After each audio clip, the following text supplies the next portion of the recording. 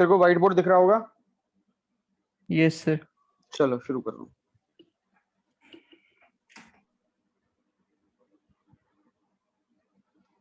ठीक है, तो वी आर स्टार्टिंग। हमने पैराबोला जहां तक लास्ट क्लास में किया था, टेंजेंट्स की प्रॉपर्टीज हमने देख, टेंजेंट्स की प्रॉपर्टीज करनी थी हमको, टेंजेंट का कंसेप्ट हमने देख लिया था।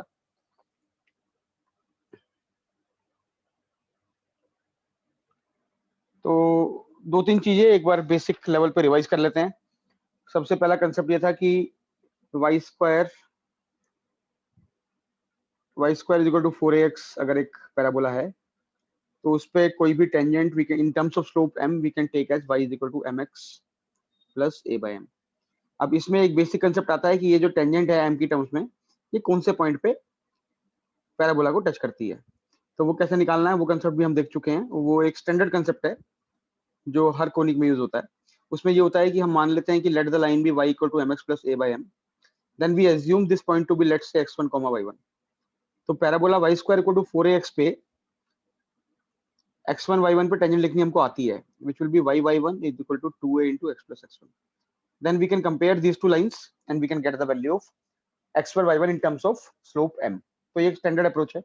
दूसरी जो हमने चीज देखी थी वो ये थी कि पैराबोला के ऊपर अगर टेंजेंट लिखनी है इन terms of the point t, this is tangent in terms of slope m and this is tangent at point t, कि अगर पॉइंट t होता है तो उसमें टेंजेंट क्या होगी। तो पॉइंट t पे टेंजेंट निकालना बड़ा सिंपल है। ये जो इक्वेशन है y1 equal to 2ax plus x1, इसके अंदर x1 y1 की जगह आप at1 स्क्वायर 2at1 डाल दीजिए तो वहां से आ जाएगी। तो वो जो इक्वेशन आती है at the point t is come out to be ty is equal to x plus at square. तो ये इक्वेशन जो है टेंजेंट है एट द पॉइंट t, इसका स्लोप कितना है 1/t, और ऊपर वाली जो इक्वेशन है वो स्लोप की टर्म्स में है, m की टर्म्स में। इसके बाद जो मेन कंसेप्ट हमने वो किया था वो भी सर्कल वाला कंसेप्ट था, रिपीट कंसेप्ट था। वो ये है कि अगर कोई पैराबोला है आपके पास और इस पैराबोला के अगर कोई पॉइंट है एक्सटर्नल पॉइंट, वहां से सपोज करो हम दो टेंजेंट बनाते हैं इस पैराबोला पे। तो कंसेप्ट ये होता है कि अगर ये जो दोनों टेंजेंट बनी है, इन दोनों टेंजेंट के बीच में अगर एंगल अल्फा का है, तो इस पॉइंट का अगर कोई बोलता है कि लोकस निकालो एच के का, तो कैसे निकालेंगे। तो ये एक स्टैंडर्ड कंसेप्ट है, ये हम देख चुके हैं पिछली क्लास में। इसमें हम क्या करते हैं, एक लाइन मान लेते हैं, let's say y is equal to mx plus a by m, एक टेंजेंट मान लेते हैं। Now h comma k satisfy this tangent, तो h कॉमा k को हम इसके अंदर पुट कर देते हैं लाइन के अंदर। तो जैसे पुट करते हैं तो we get a quadratic in m। अगर तुम पुट कर दोगे तो you will get k is equal to mh plus a by m। If you solve this equation further तो you will get a quadratic in m, that is m square h minus km plus a is equal to 0। तो ये बन गया आपकी quadratic in m। तो यहाँ से इसके दो रूट होंगे m1 और m2, तो वहां से m1 प्लस m2 आ जाएगा और m1 माइनस m1 m2 आ जाएगा। उनको यूज करके we can say that tan alpha is equal to m1 minus m2 divided by 1 plus m1 m2। इसके अंदर पुट कर देंगे हम यहाँ से वैल्यूज निकाल के, तो उससे हमको hk का लोकस मिल जाएगा। बहुत स्टैंडर्ड अप्रोच है ये, हर कोनिक में लगेगी ये वाली अप्रोच। तो ये कंसेप्ट हम रिवाइज कर चुके हैं, ये हम ऑलरेडी देख चुके हैं, सर्कल में भी और पैराबोला में भी देखा अभी। तो ये क्लियर होगा मेरे ख्याल से। तो ऋषभ आगे चलूं यहाँ से, ये तो क्लियर होगा चीज। यस सर, क्लियर है। ठीक है, ये दोनों इंपॉर्टेंट है लेकिन ध्यान रखना, कोई डाउट होगा तो पूछ लेना। चलो लेट्स ठीक है। प्रोसीड यहाँ से आगे। तो इसमें एक और चीज हमने जो लास्ट क्लास में देखी थी वो ये थी कि अगर टेंजेंट्स हैं at the point t1 and t2, तो ये टेंजेंट्स जिस पॉइंट पे मिलते हैं उस पॉइंट के कोऑर्डिनेट होते हैं at1 t2 और at1 प्लस t2। तो ये भी स्टैंडर्ड है, इसको याद रखना, ये इंपॉर्टेंट रिजल्ट है। तो यहाँ से एक चीज निकल के आती है जो हम लास्ट क्लास में डिस्कस कर रहे थे कि अगर t1 t2 इस तरीके से हो कि ये t1 t2 फोकल कॉर्ड के एंड पॉइंट्स हो, तो if t1 t2 are end points of the focal chord, तो हमने रिजल्ट देखा है कि अगर t1 t2 end points of focal chord होते हैं बेसिकली, तो t1 t2 इक्वल टू -1 होता है। if t1 t2 are end points of a focal chord, तो उस केस में रिजल्ट होता है t1 t2 is equal to -1। तो अगर t1 t2 -1 होगा तो जो पॉइंट ऑफ इंटरसेक्शन है इन दोनों टेंजेंट का वो हो जाएगा -a। -a का मतलब होता है डायरेक्ट्रिक्स। तो ये रिजल्ट स्टैंडर्ड रिजल्ट है कि किसी भी फोकल कॉर्ड के एंड पॉइंट से जो टेंजेंट्स बनेंगी वो हमेशा डायरेक्ट्रिक्स में मिलेंगी। That is point number 1 and vice versa. That means directrix के किसी पॉइंट से अगर तुम टेंजेंट बनाते हो पैराबोला पे, तो वो पैराबोला पे टेंजेंट जहां मिलेंगी वो जो पॉइंट्स होंगे वो पक्का फोकल कॉर्ड के एंड पॉइंट्स होंगे। तो ये दोनों रिजल्ट वैलिड हो जाएंगे किसी भी रैंडम पॉइंट से अगर तुम बनाते हो, तो this will be a focal cord. पहला रिजल्ट ये आया था हमारा। दूसरा रिजल्ट ये था कि t1 t2 इक्वल टू -1 हो जाएगा तो डायरेक्ट्रिक्स हो जाएगा। और दूसरा रिजल्ट ये आया था कि किसी भी फोकल कॉर्ड के एंड पॉइंट्स पे, जैसे हमने अभी पिछले वाले स्लाइड में किया था कि m1 m2 निकाल लेंगे हम, तो m1 m2 को -1 कर देंगे अगर हम, तो वहां से भी यही रिजल्ट आता है। तो वो रिजल्ट ये है कि डायरेक्टरी से किसी भी पॉइंट से अगर तुम टेंजेंट्स बनाते हो तो वो दोनों टेंजेंट हमेशा परपेंडिकुलर होती है। तो दो रिजल्ट है इसके अंदर, एक परपेंडिकुलर वाला रिजल्ट है और एक फोकल कॉर्ड वाला रिजल्ट है। और एक और रिजल्ट था कि अगर लेटेस्ट रेक्टम के एंड पॉइंट्स पे आप बना दें टेंजेंट, तो वो मिलेंगी उस पॉइंट पे जहां पे डायरेक्ट्रिक्स एक्सिस को मिलती है, यहाँ पे इस वाले पॉइंट पे। तो ये पॉइंट कितना होगा, x इक्वल टू -a, और ये एंगल 90 डिग्री का होगा। तो ये दोनों 45 डिग्री हो जाएंगे, बिल्कुल सिमेट्रिक कर्व बन जाएगा। तो ये सब हम लास्ट क्लास में देख चुके थे। यहाँ से आगे बढ़ रहे हैं, अब हम बाकी प्रॉपर्टीज को एक बार टच कर लेते हैं। ठीक है, एक छोटा सा रिजल्ट इसमें और देख सकते हो, मतलब ऑब्वियस है। जैसे हमने ये कहा कि अगर टेंजेंट हम बनाते हैं दो पॉइंट पे, तो टेंजेंट जहां पे मिलती हैं उसके कोऑर्डिनेट क्या थे, उसके कोऑर्डिनेट है a t1 t2 और a t1 + t2। तो इसमें एक छोटा सा रिजल्ट आता है कि अगर हम किसी डबल ऑर्डिनेट के एंड पॉइंट पे टेंजेंट बनाएं, जैसे ये डबल ऑर्डिनेट ले लिया मैंने, तो डबल ऑर्डिनेट का होता क्या है, अगर ये पॉइंट t1 है तो ये पॉइंट कितना होगा डबल ऑर्डिनेट का, -t1 होगा, है ना। t2 will be equal to -t1, तभी तो डबल डबल ऑर्डिनेट है, क्योंकि दोनों का एक्स कोऑर्डिनेट सेम रहेगा, a t1² और y कोऑर्डिनेट एक दूसरे का अपोजिट हो जाएगा। तो इनके एंड पॉइंट पे जो टेंजेंट बनेगी, अगर तुम ध्यान से देखो, तो उनके मीटिंग पॉइंट कितना होगा, उनका मीटिंग पॉइंट भी ये होगा, a t1 t2 a t1 + t2। तो जो y कोऑर्डिनेट है a t1 + t2, this will become 0। अगर डबल ऑर्डिनेट के एंड पॉइंट्स पे आप टेंजेंट बनाएंगे तो उनका y कोऑर्डिनेट 0 होगा ऑटोमेटिकली। क्यों? Because t2 is equal to -t1। तो दैट मींस y कोऑर्डिनेट 0 का मतलब क्या हुआ, एक्सिस पे।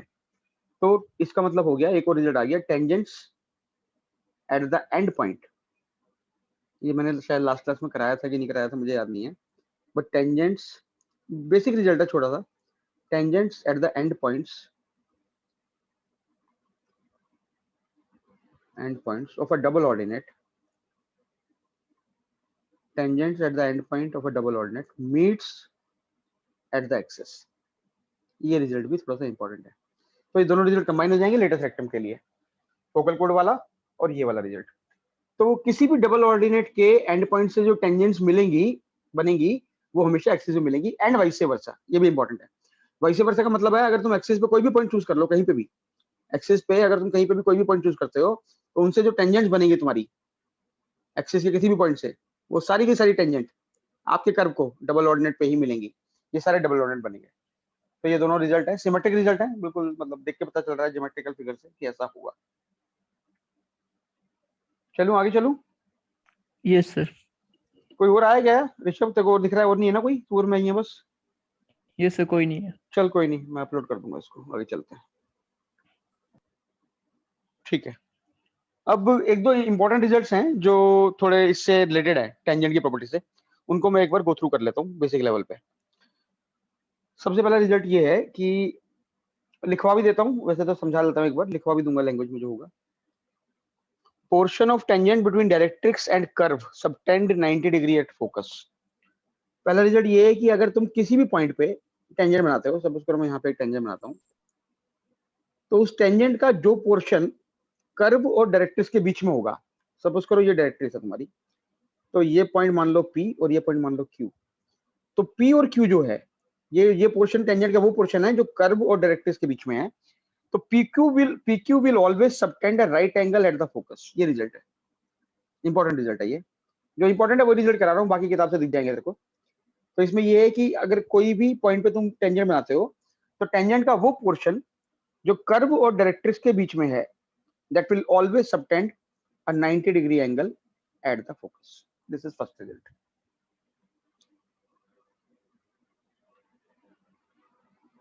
Portion of tangent between curve, ये आराम से प्रूव हो सकते हैं, बेसिक ज्योमेट्री से प्रूव हो जाएंगे। P को मान लो AT² 280, टेंजेंट की इक्वेशन लिख लो PQ की -TY = x + AT²। उसका डायरेक्ट्रिक्स के साथ इंटरसेक्शन निकाल लो, Q आ जाएगा। तो P भी है और Q भी है, तो दोनों का स्लोप निकाल लो, प्रोडक्ट निकालोगे तो -1 आ जाएगा, तो पता चल जाएगा कि प्रॉपर्टी प्रूव हो जाएगी। तो portion of tangent between curve and directrix subtends a right angle at the focus. ये है रिजल्ट। Rishabh yes sir. बेटा तेरे को भी जाना हो तो तू ऐसा मत सोचो कि तू फंस गया, तेरे को भी जाना हो तो चला जियो, कोई दिक्कत नहीं है, मैं लेक्चर रिकॉर्ड करके चढ़ा दूंगा ऊपर। नहीं नहीं, सुबह आ गया। अच्छा सुब्बू आ गया, हाँ चल जी। ठीक है, ठीक है। सुब्बू आवाज आ रही है? यस सर, सर सो गया तो अच्छा इसीलिए। कोई बात नहीं, कब शुरू किया? अभी शुरू किया है? यस सर, अभी जस्ट। ठीक है। अभी मैंने नई चीजें कराई नहीं है, वही पुरानी जो हमने टेंजेंट की इक्वेशन देखी थी ना, तो जी। उससे रिलेटेड प्रॉपर्टी मैंने पिछली क्लास में छोड़ दी थी, तो उन्हीं को टच कर रहा हूँ मैं। तो उसके बाद जब मैं वीडियो अपलोड कर दूंगा तो एक बार देख लियो शुरू के 5-7 मिनट का जो डिस्कशन हुआ है मेरा ऋषभ के साथ अभी, ठीक है? ठीक। ठीक है बेटा। तो ये पहली प्रॉपर्टी है कि किसी भी टेंजेंट का वो पोर्शन जो पैराबोला और डायरेक्ट्रिक्स के बीच में होगा वो हमेशा फोकस पे 90 डिग्री सबटेंड करेगा। इसको तुम आराम से प्रूव करते हो, जैसे मैं ये बोल रहा था कि इसकी इक्वेशन ले लो, t y is equal to x plus at square, solve कर लो डायरेक्ट्रिक्स के साथ तो ये पॉइंट आ जाएगा, फिर स्लोप निकाल लेना, पीएस का और क्यूएस का दोनों का स्लोप का प्रोडक्ट -1 आ जाएगा।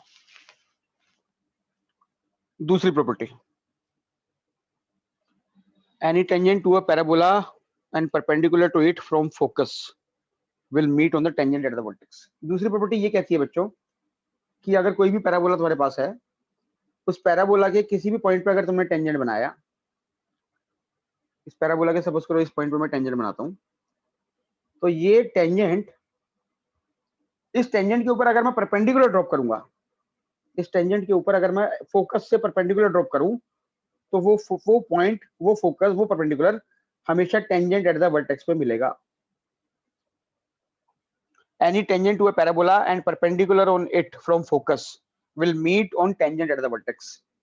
ये है नेक्स्ट प्रॉपर्टी। किसी भी पैराबोला के किसी भी पॉइंट पे अगर तुम टेंजेंट बनाते हो, तो उस टेंजेंट के ऊपर अगर तुम परपेंडिकुलर से फोकस डालोगे, सॉरी फोकस से परपेंडिकुलर डालोगे, तो वो परपेंडिकुलर जिस पॉइंट पे मिलेगा वो जो पॉइंट है वो टेंजेंट एट द वर्टेक्स पे लाई करेगा। इसको भी तुम आराम से प्रूव कर सकते हो। पहले मैं प्रॉपर्टी लिख देता हूँ, perpendicular to any tangent from focus, perpendicular from on any tangent to any tangent from focus meets at tangent at the vertex। ये है प्रॉपर्टी। अब कोई पूछे इसे कैसे प्रूव करोगे, तो बड़े आराम से प्रूव हो जाएगी। दोबारा पॉइंट पी को ले लो, पॉइंट पीटी, तो इस लाइन की इक्वेशन हो जाएगी t y is equal to x plus at square. तो इस लाइन का स्लोप तुमको पता है, इसका स्लोप कितना हो गया 1/t। तो कोई भी जो परपेंडिकुलर होगा उसका स्लोप होगा -1/t, तो इसका स्लोप हो जाएगा सॉरी -t। अब तुमको इस लाइन का स्लोप पता है एस क्यू का -t, और पॉइंट पता है 1,0 जहां से पास कर रही है, तो तुम एस क्यू की इक्वेशन लिख सकते हो। अब एस क्यू की जो इक्वेशन है उसको पी क्यू के साथ सॉल्व करोगे तो वाई कोऑर्डिनेट एक्स कोऑर्डिनेट 0 आ जाएगा। एक्स कोऑर्डिनेट 0 का मतलब हो गया Y axis, and Y axis is nothing but tangent at the vertex. तो ये सेकंड प्रॉपर्टी है, ये भी दिमाग में रहे तो अच्छा रहेगा।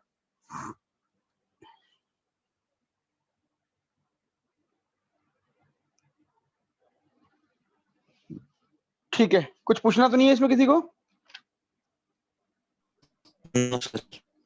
ठीक है।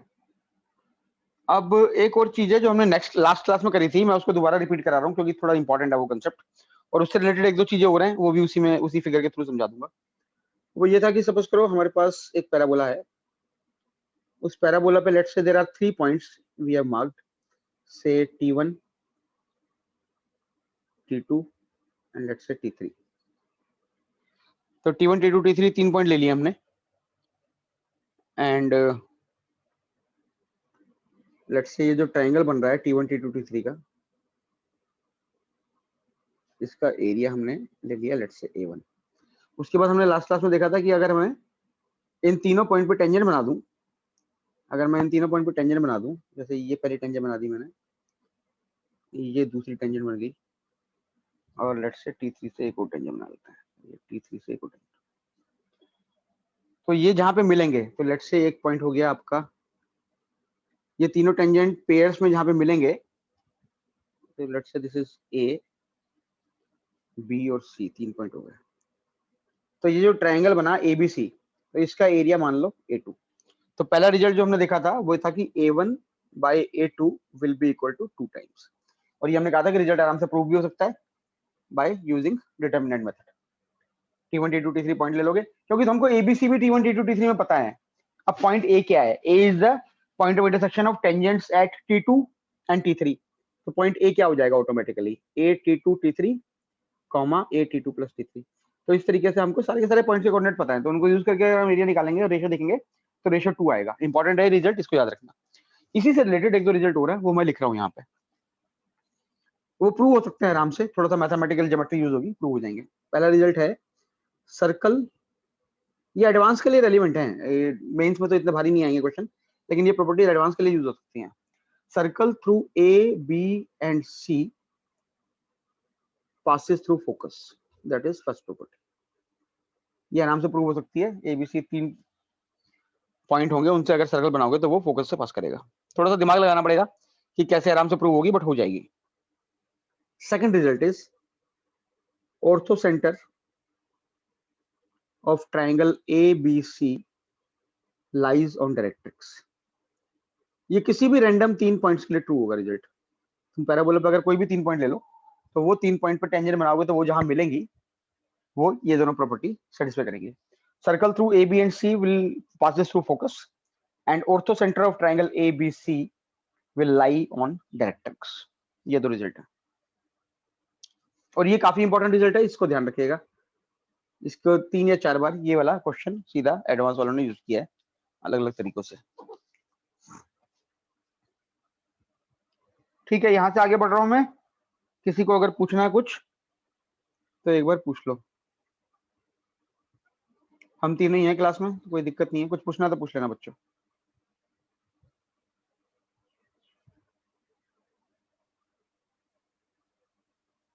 चल रहा हूं आगे, ठीक है।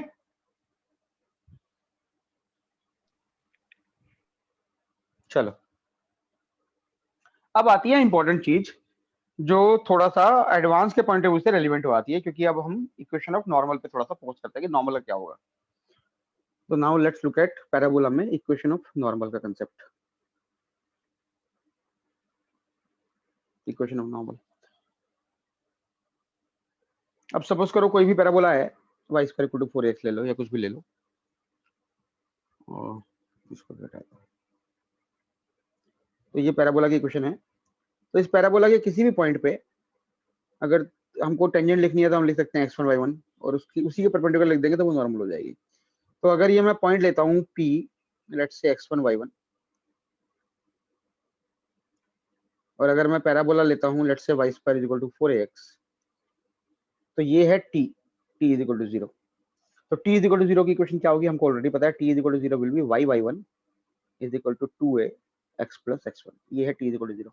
तो टेंजेंट का स्लोप हमको पता है, तो टेंजेंट का स्लोप कितना हो गया, टेंजेंट का स्लोप हो गया 2a बाई y1। तो नॉर्मल का स्लोप कितना हो जाएगा, माइनस y1 बाई 2a। तो नॉर्मल की इक्वेशन क्या हो जाएगी इस पॉइंट पे, अगर सिंपल टर्म्स में बात करें तो नॉर्मल की इक्वेशन हो जाएगी y minus y1 is equal to minus y1 by 2a, y minus y1 is equal to minus y1 by 2a into x minus x1। ये हो गई सीधी सीधी नॉर्मल की equation at the point x1 y1। तो अब अगर हम बोलें नॉर्मल एट t, तो नॉर्मल एट t निकालने के लिए क्या करेंगे हम, सीधा इस वाली इक्वेशन में x1 y1 की जगह at1 स्क्वायर 281 डाल देंगे। तो normal at t will become y minus, अगर हम पूरी नॉर्मल इक्वेशन लिखें तो normal at t will be y minus 280 is equal to minus 280 by 2a, y की जगह डाल दिया x minus 81 square. This is going to be the normal at t। तो अगर तुम इसको सिंप्लीफाई करोगे, थोड़ा सा मैनिपुलेट करोगे, तो this will be equal to y is equal to minus tx plus 280 plus 80 cube. This is the equation of normal at the point t on the parabola y square is equal to 4ax। अब वही बात है दोबारा जो हमने पिछली class में देखा था, अगर y square equal to 4ax पे नॉर्मल निकल गई तो बाकी जो इसके कंटेम्परेरी कोरस्पॉन्डिंग चारों पैराबोला हैं अलग अलग ओरिएंटेशन के, उन पे भी निकल जाएगी, क्योंकि हमको पता है कि x और y इंटरचेंज होंगे या फिर x और y माइनस x और माइनस y से रिप्लेस हो जाएंगे, बस इतना ही अंतर होता है, तो वहां से भी आ जाएगी। तो ये जो लाइन नॉर्मल है ये कहाँ किस पॉइंट पे नॉर्मल है, एट 80 स्क्वायर 280। इस पॉइंट पे जो नॉर्मल होगी वो ये वाली इक्वेशन होगी, y equal to minus tx plus 280 plus 80 square. अब देखो इससे तुम एक चीज रिकॉल कर सकते हो, मतलब रिलेट कर सकते हो। पॉइंट t पे टेंजेंट क्या होती थी, टेंजेंट होती थी ty is equal to x plus 80 square, जो हमने अभी भी देखा है। तो टेंजेंट की इक्वेशन होती है ty is equal to x plus 80 square. तो टेंजेंट का स्लोप कितना है, टेंजेंट का स्लोप है 1 बाई टी। तो ऑब्वियसली अगर टेंजेंट का स्लोप 1 बाई टी है तो नॉर्मल का स्लोप कितना हो जाएगा, minus T. Which is clear कि माइनस टी है नॉर्मल का स्लोप। तो ये सारी चीजें रिलेटेबल है, मतलब you will be able to relate all of them. जैसे ये टेंजेंट है, तो टेंजेंट का स्लोप कितना है 1/t, तो नॉर्मल का स्लोप कितना होगा minus T, which is right, minus T का स्लोप है इसका नॉर्मल का। तो एट द पॉइंट टी ये नॉर्मल की इक्वेशन है और ये वाली टेंजेंट की इक्वेशन है।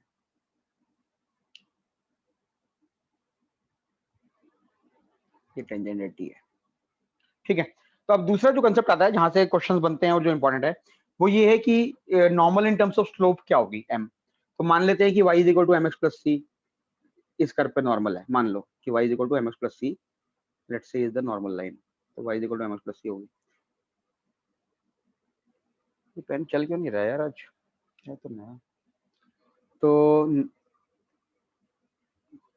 Normal in terms of m लिख रहे हैं हम, where m is the slope of the normal, ये ध्यान रखिएगा। अभी इसमें एक दो चीजें और ध्यान रखने वाली होंगी, वो मैं बता दूंगा, तो पहले ही निकाल लेते हैं। तो normal in terms of m क्या होगा, तो अगर मैं बोलता हूं कि let the normal be mx plus C, तो इसको निकालने का सिंपल सा तरीका ये है, इसको निकालने का सिंपल सा तरीका ये है कि इस वाली लाइन को mx प्लस सी को इससे कंपेयर कर लो। नॉर्मल टी तुमको पता ही है ऑलरेडी, नॉर्मल टी क्या है, y equal to minus T X plus 280 plus 80 cube, 80 cube होगा, सॉरी ये वाला point, this will be 80 cube. ये क्यूबिक बनती है थर्ड डिग्री, तो there are 3 normals that can be drawn from a point, maximum 3 normals that can be drawn basically, क्योंकि cubic के maximum 3 real root हो सकते हैं। जरूरी नहीं है कि हर क्यूबिक के 3 रियल रूट होंगे, लेकिन मैक्सिमम 3 हो सकते हैं, ठीक है। तो अगर इस वाली लाइन को y को टू mx प्लस सी को मैं इससे कंपेयर कर लूं, y को to minus T X plus 280, तो क्या पता चलेगा मेरे को, तो मेरे को पता चलेगा m is equal to minus T and c is equal to 280 plus 80 cube, which can be written as minus 2am minus am cube, ये बन जाएगा।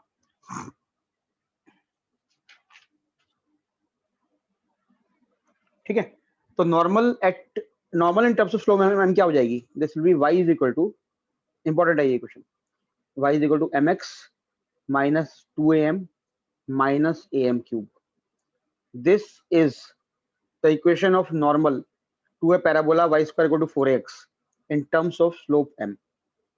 और अगर कोई तुमसे पूछता है कि ये किस पॉइंट पे नॉर्मल है, तो तुमको पता है कि ये वाली जो लाइन है ये किस पॉइंट पे टेंजेंट है, सॉरी नॉर्मल है 80 स्क्वायर टू 80 पे, और t equal to minus M है, तो ये किस पॉइंट पे हो जाएगी 80 स्क्वायर टू 80, t की जगह माइनस एम डाल दो, तो ये आ जाएगा am square comma minus 2am।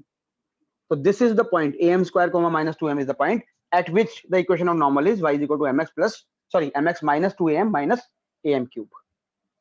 तो ये जो स्लाइड है इस समय तुम्हारे सामने स्क्रीन पे, ये थोड़ी इंपॉर्टेंट है क्योंकि इसमें नॉर्मल की बेसिक इक्वेशन है, और किस पॉइंट पे वो लाइन नॉर्मल होगी और कैसे निकालते हैं उसकी इक्वेशन, वो वाला कंसेप्ट है तुम्हारे सामने। कुछ भी पूछना है दोनों में से किसी को तो पूछ लो एक बार, नहीं तो मैं इस स्लाइड से आगे बढ़ूंगा फिर।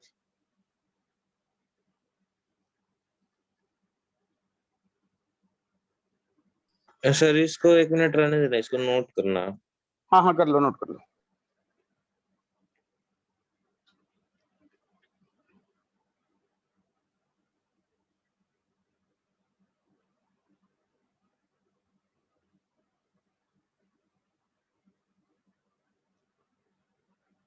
इसमें एक दो चीजें ध्यान रखना, चलो मैं अगली स्लाइड में बता दूंगा उसको, वो इंपॉर्टेंट है, थोड़ा सा कंफ्यूजन आती है वरना।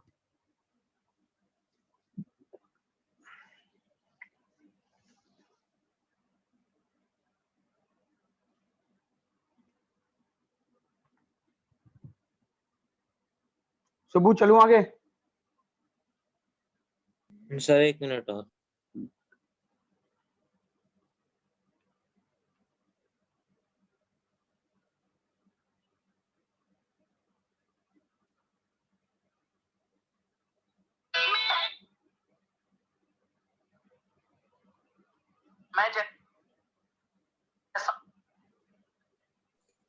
यस सर चलिए। हाँ चल रहा हूँ आगे, ठीक है। एक चीज ध्यान रखना, हमने एक कंसेप्ट किया था कि भाई किसी भी पैराबोला के किसी पॉइंट पे अगर टेंजेंट की इक्वेशन होगी तो वो क्या होगी। तो हमको ये पता है कि टेंजेंट को हम लिख सकते हैं generally, we can say the tangent is y is equal to mx plus a by m, ठीक है। अब कोई बोलता है कि किसी भी पॉइंट पे नॉर्मल की इक्वेशन क्या होगी, जनरल नॉर्मल की इक्वेशन, तो अगर तुम बोलते हो इसी पॉइंट की अगर मैं बात करूं और तुम बोलते हो कि इस पॉइंट पे अगर नॉर्मल की इक्वेशन हमको लिखनी है, तो नॉर्मल की इक्वेशन क्या लिखेंगे इस पॉइंट पे, इस पॉइंट पे नॉर्मल की इक्वेशन हो जाएगी y is equal to m dash x minus 2am dash minus am dash cube. मतलब मैं ये बोलना चाह रहा हूँ कि गलती से भी इसको y equal to mx minus 2am minus am cube मत बोल देना। अगर तुम m टेंजेंट का स्लोप ले रहे हो, अगर तुम m टेंजेंट का स्लोप ले रहे हो तो नॉर्मल का स्लोप नॉर्मल ऐसी हो जाएगी where m dash will be equal to minus 1/m। ये ध्यान रखना, मतलब दोनों को सीधा m लेके मत चल देना। हमने तो m की टर्म्स में निकाली है, लेकिन वो m कोरस्पॉन्डिंग लाइन का स्लोप है, या तो टेंजेंट का या नॉर्मल का। अगर तुम नॉर्मल का m टेंजेंट का m ले रहे हो तो नॉर्मल का तुम्हें माइनस 1/m लेना पड़ेगा उसी पॉइंट पे, अगर तुम नॉर्मल बना रहे हो तो।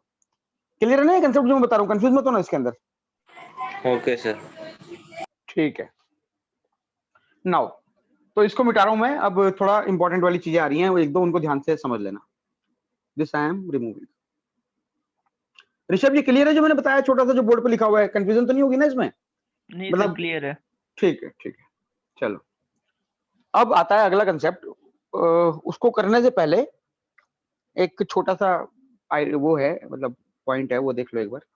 वो ये है कि अगर किसी पॉइंट पे लेट्स से T1 पे हमने एक नॉर्मल बनाई, ये हमारी T1 पे नॉर्मल बन गई, और एक हमने नॉर्मल बनाई T2 पे, तो हमको T1 और T2 पे जो नॉर्मल्स हैं इनकी हमको इक्वेशन पता है, क्योंकि हमको ये पता है कि नॉर्मल की इक्वेशन होती है y equal to minus T1x minus 2AT1 minus AT1 cube, sorry minus T1x plus 2AT1 plus AT1 cube. उसी तरह इस वाली की इक्वेशन पता है।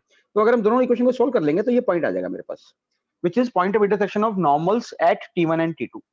ये जो पॉइंट होता है इसकी वैल्यू होती है 2a plus a T1 square bracket में plus T2 square plus T1 T2। ये एडवांस के लिए रेलिवेंट है, जेई मेंस में तो नॉर्मली कम आती हैं चीजें। ऑफ लेट अगर शुरू हो गया तो बात अलग है, पहले तो नहीं आता था। दूसरा है minus a T1 T2 T1 plus T2। तो ये पॉइंट है, this is the point of intersection of normals at T1 and T2। थोड़ा सा लेंदी है लेकिन देखने में, लेकिन सिमेट्रिक है, पता चल जाएगा। तो अल्फा कोमा बीटा मान लो बेसिकली। तो this is the point of intersection of normals at T1 and T2।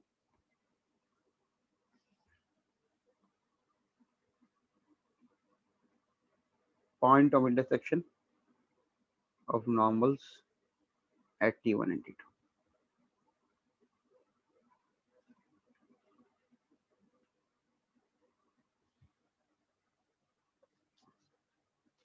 अब इससे क्या होता है, इससे एक बहुत इंपॉर्टेंट रिजल्ट निकल के आता है।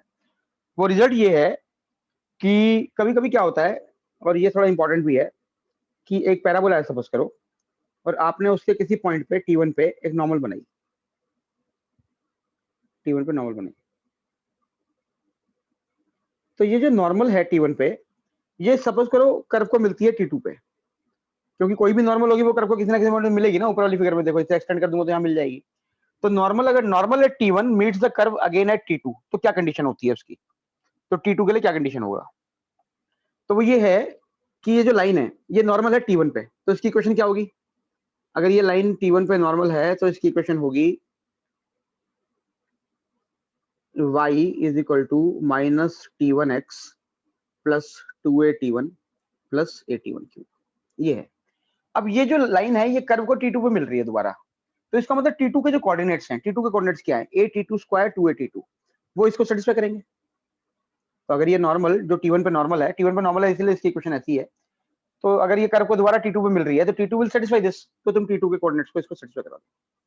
तो जैसे तुम T2 के कोऑर्डिनेट्स को सेटिस्फाई कराओगे तो जो रिजल्ट आएगा वो तुम्हारे सामने जो मैं लिख रहा हूँ वो आएगा।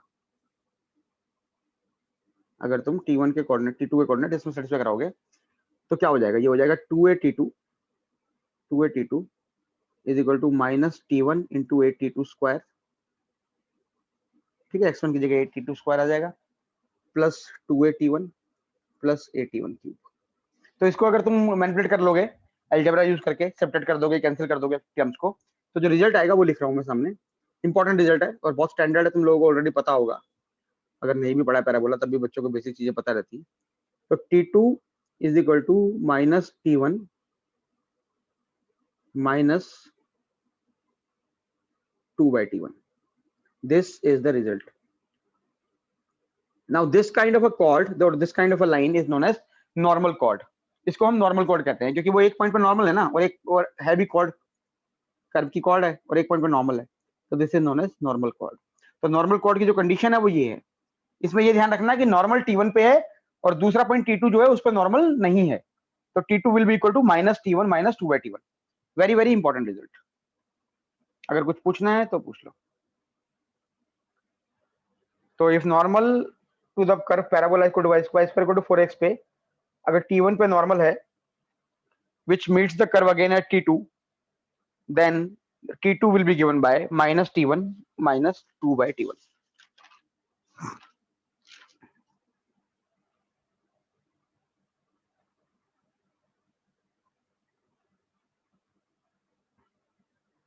सर इस पर भी कल एक क्वेश्चन आया था। इस पर एक बार क्वेश्चन आया था किसमें, एडवांस में या पेपर में तुम्हारे? नहीं, कल वो मेंस वाले पेपर में। हाँ हाँ, ये तो बहुत स्टैंडर्ड रिजल्ट है बच्चे, ये तो बहुत यूज होता है क्वेश्चंस में। ये थ्योरी करने के बाद ना एक बार ट्राई कर लेना सारे क्वेश्चंस एडवांस वाले पुराने। कल आगे वाला बढ़ जाऊं सर यहाँ से? पूरा क्वेश्चन हुआ भी हैं? नहीं। कल वाला कोऑर्डिनेट का पूरा क्वेश्चन हुआ भी नहीं था। एलिप्स और हाइपरबोला के कुछ अच्छे अच्छे हाँ क्वेश्चन दे हाँ, रखे। अच्छा अच्छा अच्छा, कर ले एक बार ये टॉपिक, थ्योरी पढ़ ले, ज्यादा मुश्किल नहीं है, टॉपिक हो जाएगा। कोऑर्डिनेट ज्योमेट्री काफी स्कोरिंग है। चलूं आगे चलूं? Yes sir. ठीक है, इसको रिजल्ट को याद रखना, ये इंपॉर्टेंट रिजल्ट है, t2 equal to minus t1 minus 2 t1। अब देखो नेक्स्ट रिजल्ट। कभी कभी क्या होता है, इसकी हेडिंग ही दे देता हूँ पहले अलग से टॉपिक की, क्योंकि ये भी अपने आप में एक स्टैंडर्ड ऑन टॉपिक है। नॉर्मल्स, ये चल क्यों नहीं रहा पेन ढंग से आज? Normals and t1 and t2 meet the curve again at t3। ये भी एक स्टैंडर्ड रिजल्ट है, ये तुमको किताब में थ्योरी में दिख जाएगा। इसमें क्या होता है कि कोई पैराबोला है, उसके 2 पॉइंट पे तुमने टेंजेंट नॉर्मल बनाई है, t1 पे और t2 पे, और t1 t2 पे जो नॉर्मल है वो इस तरीके से बन रही है कि वो दोनों की दोनों नॉर्मल कर्व को t3 पे, कर्व को ही मिल रही है t3 पे। तो मतलब जैसे ये हो गया, लेट्स से ये t1 पॉइंट है, तो ये t1 पे नॉर्मल है, और यहाँ पे लेट्स से हम t2 पे नॉर्मल बनाते हैं।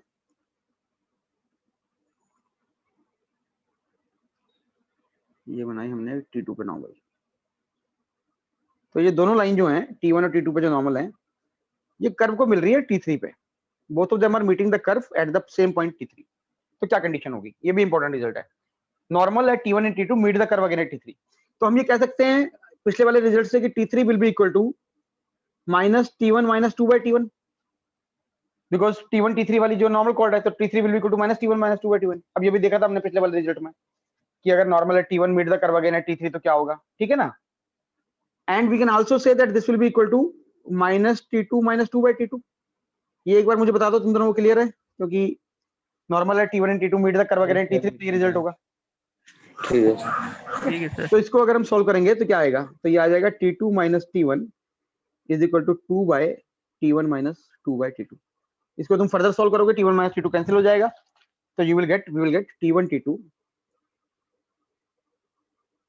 t2 will be equal to 2। तो दिस इज अनदर रिजल्ट कि अगर पैराबोला के ऊपर कभी भी 2 पॉइंट ऐसे हों कि t1 t2 is equal to 2, तो t1 और t2 पे जो नॉर्मल बनेगी वो दोबारा कर्व को t3 पे मिलेगी। इसको ध्यान रखिएगा।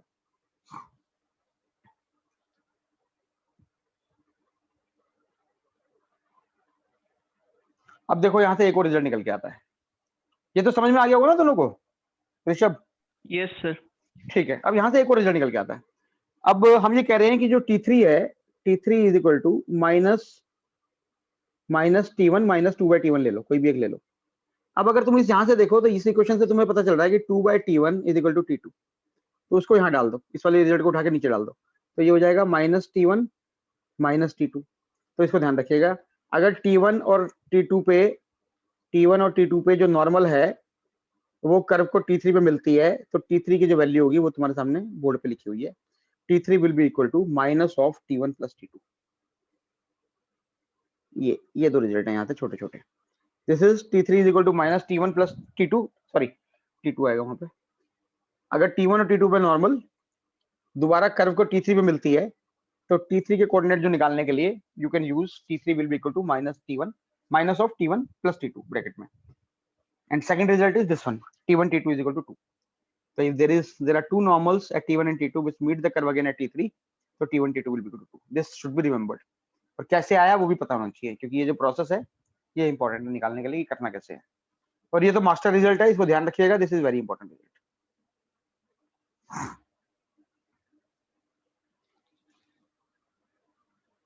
कुछ पूछना है अभी तो पूछ लो, वरना मैं यहाँ से आगे चलता हूँ।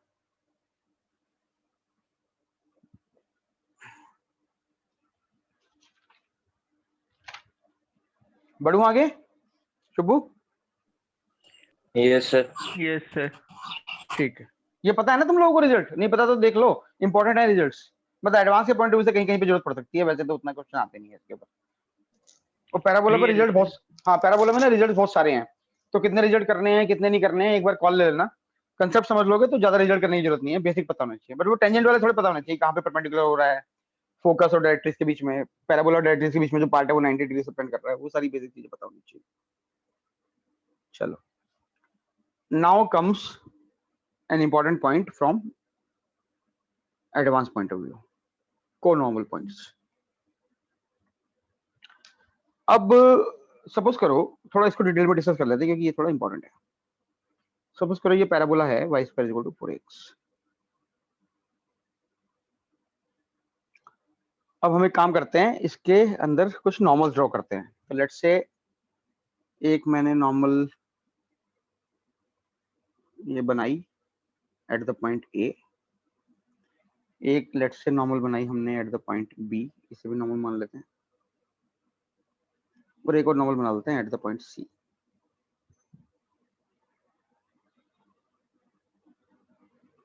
एक हम नॉर्मल बना रहे हैं at the point C। Suppose करो ये तीन नॉर्मल हैं at point A, at point B and at point C, और लेट्स से ये तीनों नॉर्मल एक पॉइंट पे मिलती हैं which is P H K।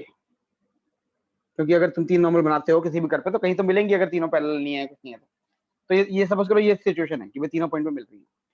तो हम ये कह सकते हैं कि पैराबोला के ऊपर कोई भी नॉर्मल की इक्वेशन होती है y is equal to mx minus 2am minus am cube.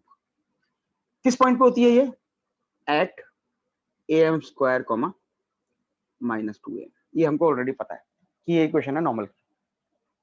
तो मान लो पॉइंट A जो है वो m1 है, मतलब उसके कोऑर्डिनेट हैं a m1 square minus 2am1। मान लो पॉइंट B हो जाएगा m2, या ऐसे मत मानो, अभी उसको बाद में आते हैं, वो अपने आप ही प्रूव हो जाएगा कि ऐसा होगा। तो मान लो ये कंडीशन है हमारे पास। नाउ अब अगर ये नॉर्मल HK से पास करती है तो HK विल सेटिस्फाई दिस, तो HK को सेटिस्फाई करा दो। जैसे ही HK को सेटिस्फाई कराओगे इस इक्वेशन में तो तुम्हारे पास एक क्यूबिक इक्वेशन आ जाएगी M में। तो I am saying this normal, let's say this passes through PHK। So if this passes through PHK, then PHK will satisfy this. And the moment you put PHK in this, the equation that you will get is AM cube plus 2A minus 2A minus H. AM cube minus 2A minus H into M plus K is equal to 0. Plus K is equal to 0. ये क्या हुआ? हमने क्या किया? हमने कहा कि ये नॉर्मल है in terms of slope m which passes through the point PHK. Because that normal passes through the point PHK, तो PHK will satisfy that. तो जैसे पुट किया तो तुम्हारे पास ये क्यूबिक आ गई। अब ये क्यूबिक है m में। अब m में अगर कोई लाइन क्यूबिक है तो उसके तीन रूट हो सकते हैं। तो लेट्स से इसके तीन रूट हैं m1, m2, m3। Let's say तो अगर m1, m2, m3 इसके रूट्स हैं तो कुछ चीजें हमको यहाँ से पता चलेंगी। सबसे पहली चीज हमको पता चलेगी m1 plus m2 plus m3 will be equal to plus minus plus 2a minus h divided by a। पहली बात देख लो, समझ लो, कुछ चीज पूछनी है तो पूछ लो।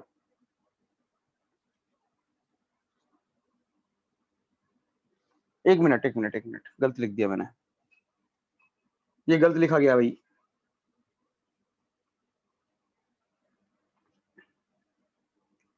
क्या होगा m1 plus m2 m plus m3? बोलो m1 plus m2 plus m3 कितना होगा भाई?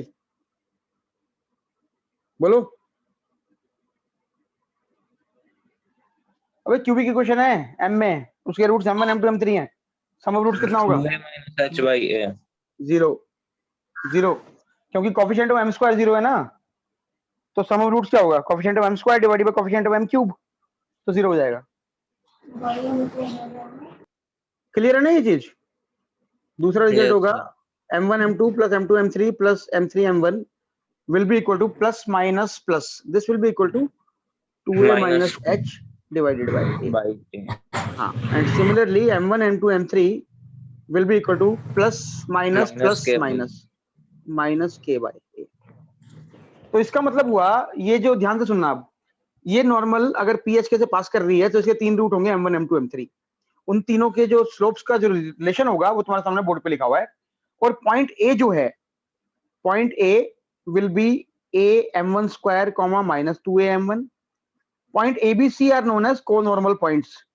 कोनॉर्मल पॉइंट्स का मतलब होता है ऐसे पॉइंट जिनसे अगर 3 नॉर्मल बनाई जाए तीनों पॉइंट पे, तो वो तीनों के तीनों नॉर्मल एक पॉइंट पे मिलेंगी जाके। तो such points are known as conormal points. A B C are known as conormal points. और ए बी सी के कोऑर्डिनेट क्या होंगे तुम्हारे सामने हैं, और m1 m2 m3 में क्या रिलेशन होंगे वो भी तुम्हारे सामने हैं। ये तीनों रिलेशन आएंगे m1 m2 m3 में। तो A B C are known as conormal points. Advance के पॉइंट ऑफ व्यू से इंपॉर्टेंट रिजल्ट है, कुछ प्रॉपर्टीज भी इससे निकल के अभी आएंगी। और मैं कुछ क्वेश्चंस भी मेंशन कर दूंगा एंड में, उन क्वेश्चंस को तुम लोग एडवांस की बुक से रेफर कर सकते हो प्रैक्टिस के लिए। डाउट्स आएंगे तो मुझसे पूछ लेना। तो ये फिगर इंपॉर्टेंट है जो इस समय बोर्ड पे बनी हुई है।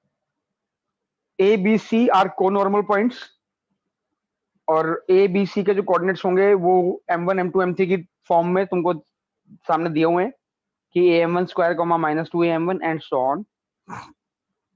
और m1 m2 m3 जो है वो इस वाली क्यूबिक इक्वेशन के रूट्स होंगे, और m1 m2 m3 में ये रिलेशंस होंगे जो सामने दिख रहे हैं।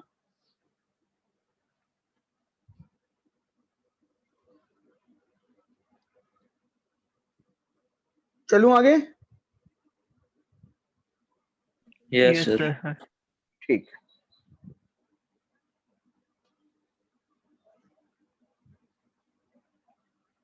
अब आती हैं थोड़ी इंपॉर्टेंट चीजें।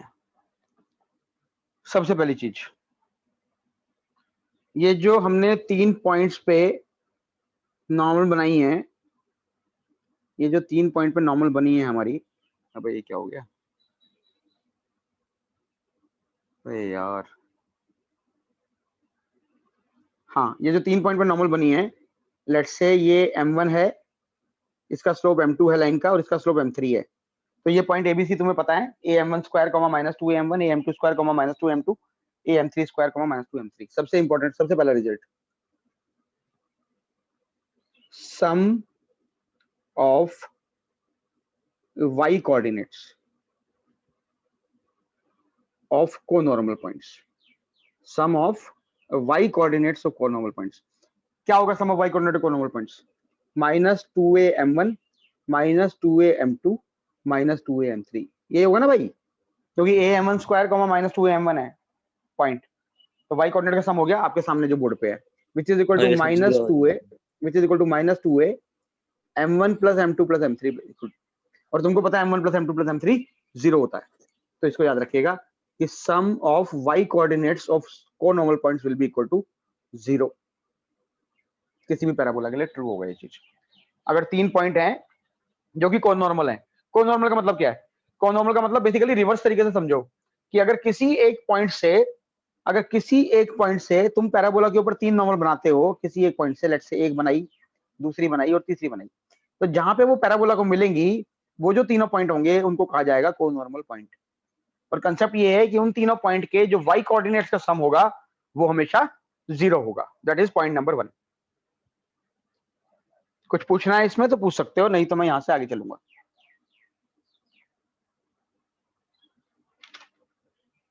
सर ऐसा कोई कमेंट x कोऑर्डिनेट के लिए नहीं कर सकता? नहीं, x कोऑर्डिनेट के लिए नहीं कह सकता, क्योंकि x कोऑर्डिनेट में a m1 square m2 square m3 square आएगा, उनका सम 0 नहीं होगा। ठीक है। ठीक है। और वैसे भी एक और चीज देखना, पैराबोला की जो फिगर तेरे सामने बनी है उसमें जो x कोऑर्डिनेट है वो सारे सारे पॉजिटिव होंगे, y कोऑर्डिनेट तो 2 के ऊपर पॉजिटिव है, एक का नेगेटिव है, इसलिए उनका सम 0 पॉसिबल है। x कोऑर्डिनेट का तो सम हमेशा पॉजिटिव रहेगा ना। हाँ ठीक ठीक। ठीक है। अब मैं एक काम करता हूं, मैं इस वाली स्लाइड को मिटा देता हूं क्योंकि अगला कंसेप्ट बहुत इंपॉर्टेंट है। हाँ भाई, अब सबसे पहले तो मुझे थोड़ा सा अलजेब्रा का कंसेप्ट तुम्हारा रिवाइज कर देता हूं मैं, तुम लोगों को ऑलरेडी पता होगा वैसे तो, बट फिर भी अगर मेरे पास एक इक्वेशन है ax cube plus bx square plus cx plus d is equal to 0, तो ये क्यूबिक इक्वेशन है x में, तो इसके 3 रूट हो सकते हैं, रियल रूट 3 भी हो सकते हैं, 2 भी हो सकते हैं, और एक ही रूट साइज रिपीटिंग भी हो सकता है, ये भी पॉसिबल है। या ये हो सकता है ये एक ही रियल रूट हो, बाकी दोनों इमेजिनरी हो, सारी कॉम्बिनेशन पॉसिबल है। लेकिन अगर कोई मुझे कहता है कि भाई इसके 3 रियल रूट हो, इसकी क्या कंडीशन है? तो जहां तक मुझे आइडिया है तुम लोगों ने दोनों ने वो क्लास करी हुई है जहां पे मैंने क्यूबिक इक्वेशन को एनालाइज किया था। पता नहीं तुमने करी है कि नहीं करी है, करी है तुमने वो क्लास जिसमें मैंने क्यूबिक के ग्राफ को एनालाइज किया था Yes, sir, डिटेल में? करा। हाँ ठीक है। तो तुमको फिर ये कंसेप्ट पता होगा कि क्यूबिक के 3 रियल रूट निकालने के लिए क्या कंडीशन है। मैं एक बार ब्रीफली बता रहा हूँ तुमको दोबारा, क्योंकि ये हम यूज करेंगे अभी पैराबोला में। तो बेसिकली अगर एक क्यूबिक इक्वेशन है के 3 रियल रूट है तो कुछ ऐसा करके केस बनेगा। 3 रियल रूट है तो हमें क्या करना होता है, जिन पॉइंट्स पे डेरिवेटिव 0 हो रहा है, जिन पॉइंट पे एफ डैश एक्स 0 है, मतलब अगर एफ एक्स को तुमने क्यूबिक ले लिया तो एफ डैश एक्स तुम्हारा क्वाड्रेटिक बन जाएगा। तो जिन पॉइंट पे तुम्हारा एफ डैश एक्स 0 है, अल्फा बीटा मान लो, तो उन पॉइंट्स पे अगर तुम बोलते हो कि F of alpha into F of beta, अगर ये चीज लेस देन 0 होती है, that means equation has 3 real roots. ये तो पता होगा मेरे ख्याल से दोनों को, ये करा रखा है मैंने डिटेल में। Yes, sir. Yes, sir. ठीक है। तो कोई भी क्यूबिक इक्वेशन अगर मेरे पास है और मुझे पता करना है कि उसके 3 रियल रूट हो, तो हम क्या करेंगे, वो पॉइंट्स निकाल लेंगे जहां पे डेरिवेटिव के 2 रूट्स आ रहे हैं, मतलब इसको डिफरेंशिएट कर देंगे और डिफरेंशिएट करके क्वाड्रेटिक बन जाएगी, उसके रूट्स निकाल लेंगे। और वो जो रूट्स आएंगे क्वाड्रेटिक के, उन पॉइंट्स पे क्यूबिक की वैल्यू निकाल लेंगे, एफ अल्फा और एफ बीटा। अगर वो दोनों अपोजिट साइन के हैं तो ये ऑब्वियस है कि 3 रियल रूट फंक्शन के होंगे ही होंगे, क्योंकि अगर ये अपोजिट साइन के नहीं होते तो ये भी पॉसिबल है कि भाई ऐसे करके चला गया। तो यहाँ पे F dash alpha F dash beta निकालोगे, दोनों का साइन पॉजिटिव आएगा तो एक ही रियल रूट आएगा।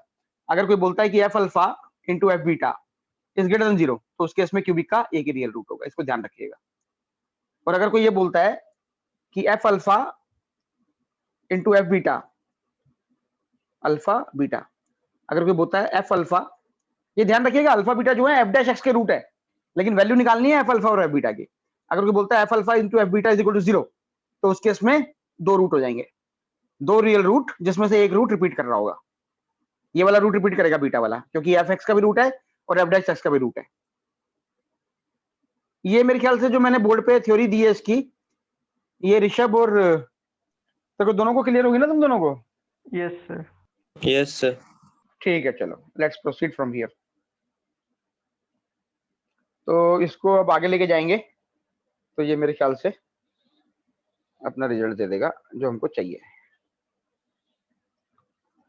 ठीक है भाई, अगला रिजल्ट इंपॉर्टेंट है। अगला रिजल्ट ये है कि अगर कोई पैराबोला है और उसके हम ये फाइंड करना चाहते हैं कंडीशन कि कोई पॉइंट है पीएच के, ध्यान से सुनना जो मैं फाइंड करना चाह रहा है कंडीशन, कि कोई पॉइंट है पीएच के। अब हम ये कंडीशन फाइंड करना चाहते हैं कि पीएच के से 3 रियल नॉर्मल बन जाए।